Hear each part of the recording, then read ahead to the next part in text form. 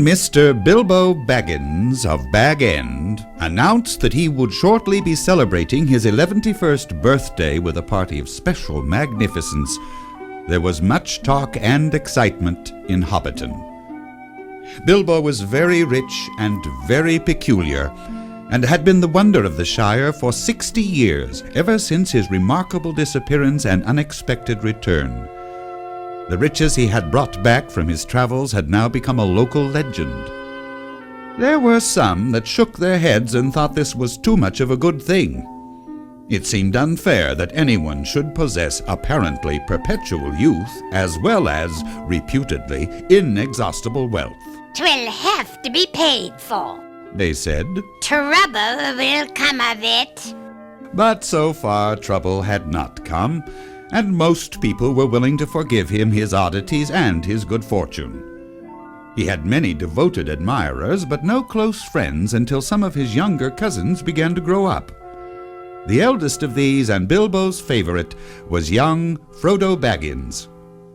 When Bilbo was 99, he adopted Frodo as his heir and brought him to live at Bag End, and now it was understood that something quite exceptional was being planned for that autumn. Tongues began to wag in Hobbiton and Bywater, and no one had a more attentive audience than old Ham Gamgee, known as the Gaffer. Always said he's a very nice, well-spoken, gentle hobbit, is Mr. Bilbo, as I've always said. And Mr. Frodo's very much like Mr. Bilbo, and in more than looks. After all, his father was a Baggins, yes. You see, Mr. Drogo Baggins, he married poor Miss Brimula Brandybuck. She was our Mr. Bilbo's first cousin on the mother's side. Oh, yes. The youngest of old Took's daughters. Well, you see, they were drowned, and poor Mr. Frodo was only a child. And Mr. Bilbo never did a kinder deed than when he brought back the lad to live among decent folk. That's all. Well, That's very interesting. it was a nasty knock for those Sackville Bagginses. Yes, they thought they were going to get Baggins. They'll never see the inside of Baggin now. Oh, no. There's a tidy bit of money tucked away up there, I hear tell. Oh, the top of your hill is full of tunnels packed with chests of gold and silver and jewels, by what I've heard. Well, then you heard more than I can speak to. Oh, yes. Mr. Bilbo's free with his money, but I know of no tunnel making. I saw Mr. Bilbo when he came back. He had me helping him, and my lad Sam will know more about it. He's in and out of Bag End, listens to all Mr. Bilbo's tales. Elves and dragons.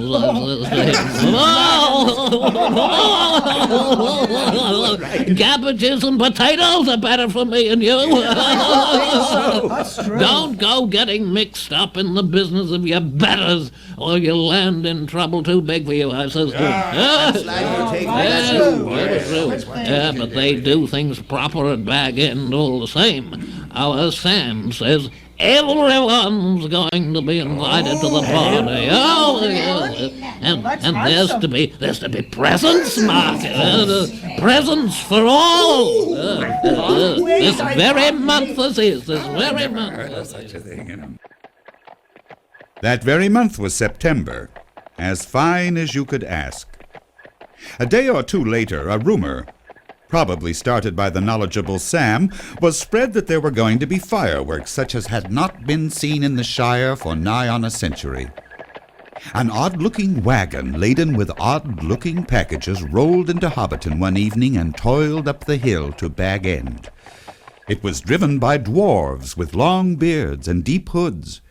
Then a cart came in through Bywater from the direction of the Brandywine Bridge. An old man was driving it, all alone. He wore a tall, pointed blue hat, a long gray cloak, and a silver scarf. He had a long white beard and bushy eyebrows, and small hobbit children ran after the cart right up the hill. It had a cargo of fireworks. The old man was Gandalf the Wizard. His real business was far more difficult and dangerous, but the Shire folk knew nothing about it. And when he had finished unloading, Bilbo gave a few pennies away, and they disappeared inside.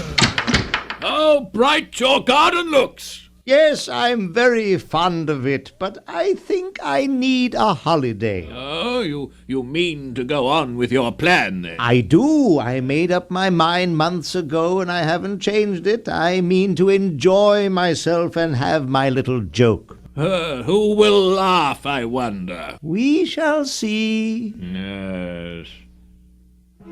Carts rolled up the hill, invitations began pouring out, tents began to go up. There was a large pavilion with a tree inside it and lanterns on its branches. Cooks arrived and excitement rose to its height. Then Thursday, September 22nd, actually dawned. The sun got up, flags were unfurled, and the fun began. The presents were real dwarf make and unusually good. There were songs, dances, music, games, and food and drink. The fireworks were by Gandalf. Brought, designed, and made by him. There were special effects, dwarf candles, elf fountains, thunderclaps. They were all superb. There were rockets like birds and green trees with trunks of dark smoke. There were fountains of butterflies, and then a great smoke went up. The lights went out. The smoke was shaped like a mountain, and a red golden dragon whizzed 3 times over the heads of the crowd, turned a somersault, and burst on Bywater with a deafening explosion. That is the signal for supper. I was only passing by and I saw such a... The guests were not disappointed. They had a very pleasant feast. The purchase of provisions fell to almost nothing throughout the district in the ensuing week. After the feast, more or less, came the speech.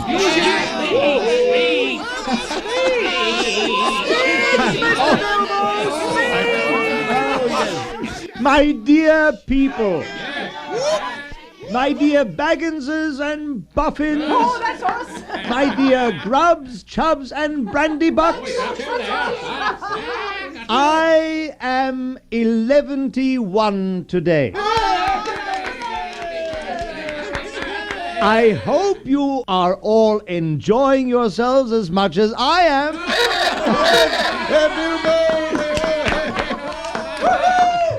I shall not keep you long. I have called you all together for a purpose. Indeed, for 3 purposes. First, to tell you that I am immensely fond of you all, and that 11-1 years is too short a time to live among such excellent and admirable hobbits. I don't know half of you half as well as I should like, and I like less than half of you half as well as you deserve.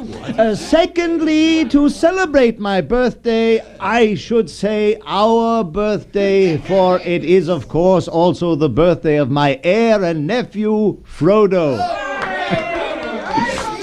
He comes of age and into his inheritance today. Together we score 144. Thirdly and finally, I wish to make an announcement. I regret to announce that, though, as I said, 11-1 years is far too short a time to spend among you, this is the end. I am going, I am leaving, now... Goodbye. Bilbo stepped down from his chair under the illuminated tree and vanished. There was a blinding flash of light, and when they opened their eyes, Bilbo was nowhere to be seen. 144 flabbergasted hobbits began to talk at once. Frodo was the only one present who had said nothing. He sat silent beside Bilbo's empty chair. He felt deeply troubled. He realized suddenly that he loved the old hobbit dearly. He gave orders for more wine to be served, drained his own glass silently to the health of Bilbo, and slipped out of the pavilion. As for Bilbo Baggins, he had been fingering his magic golden ring which he had kept secret for so many years. After he slipped it on his finger, he was never seen by any hobbit in Hobbiton again.